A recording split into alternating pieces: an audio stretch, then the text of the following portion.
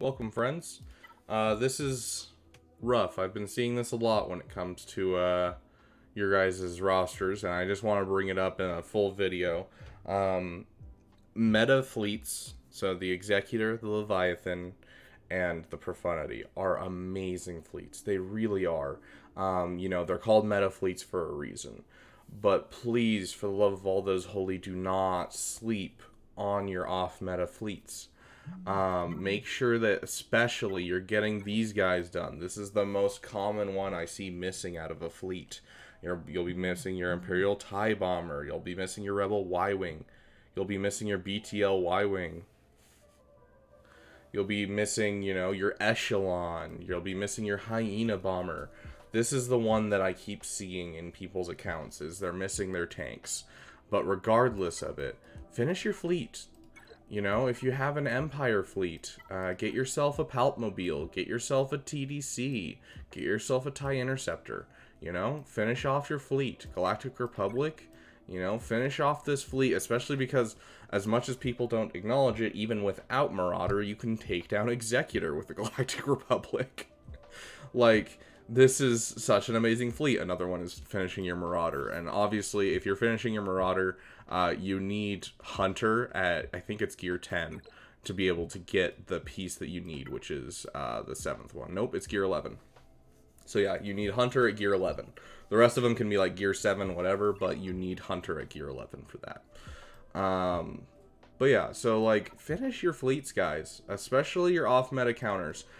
This is one of the ones I see the most, is this fleet not being finished. And, it's a 5-ship fleet. This is it. This is the whole fleet. You know how easy that is to relic? You just 7-star these 2, and then relic these 3, and you're done. Finish this fleet. I'm working on it right now, because I went Galactic Republic first, because I went for gas. But I'm working on it right now. I'm trying to finish up this fleet because this is a fleet that can counter Profundity. Absolutely, I'm going to use that. This is a fleet that can counter Profundity, Executor, or Leviathan, just depending on your comp. Finish these fleets, guys. Especially because with the Lightspeed bundles, we got a lot of cool ships, but they're missing those key ships like the TIE Echelon. You're missing a lot of the stuff that you need to make these fleets pop. And I know that fleets are a really rough farm and they take forever and everyone hates them. But if we don't start them now, we're still going to be struggling with fleets a year from now. But if we start them now, next year we won't be struggling with fleets. I have spent the better part of the last year farming my fleets, and I'm almost to a point where, as you can see, I have almost every rebel ship 7-star. Basically anything that I would use with Profundity is 7-star.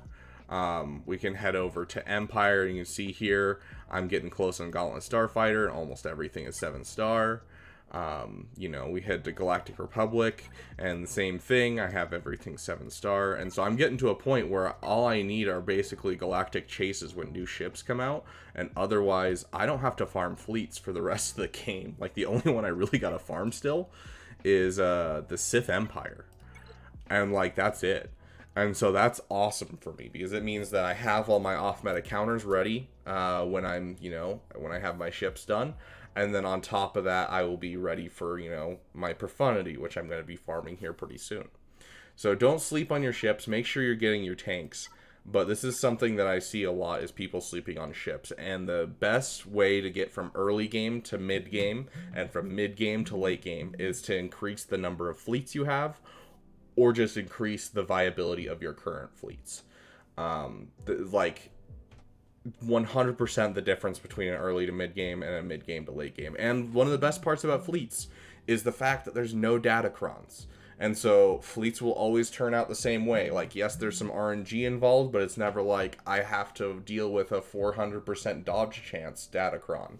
There's not 400% defense crons. And so I'm this is great. I can always rely on the fact that I'm going to win fleets, and I just have to focus on getting my characters up now. And so this is kind of the difference between, chromium and rhodium. That is like kind of the big differences. Once you hit rhodium, you need more fleets, and you need fleets badly, and you've got to be preparing for Kyber, where you're going to need 3 fleets on defense and 3 fleets on offense. And so definitely something not to sleep on. Your off meta fleets are great fleets, but if you're not putting them on defense more often than not, you're going to be struggling hardcore to win every time.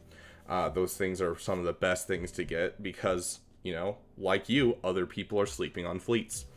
And so you want to take advantage of that now while you can, because eventually, you know, everyone will have everything when they hit Kyber and that kind of thing. So you want to be able to get up to that Kyber area as fast as possible, get as many crystals as you can to keep your stuff going. But yeah, that's just kind of, I'll get off my soapbox now. I just kind of wanted to rant a bit. I've been seeing a lot. Don't sleep on your fleets. Obviously, if you got the light speed bundles, you can't really control it. You've gotten a ton of ships, but not the support for those ships. But now is the time to start those supporting farms. So yeah, hopefully that helps you guys. It's, you know, fleets has been the thing that's really helped me a ton in the game.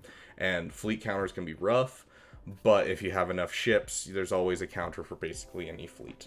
Thank you guys so much for watching. If you like this kind of content, please throw a subscribe. I'm trying to hit 1,000 by January. Thank you guys so much for watching, and I will see you guys in the next video.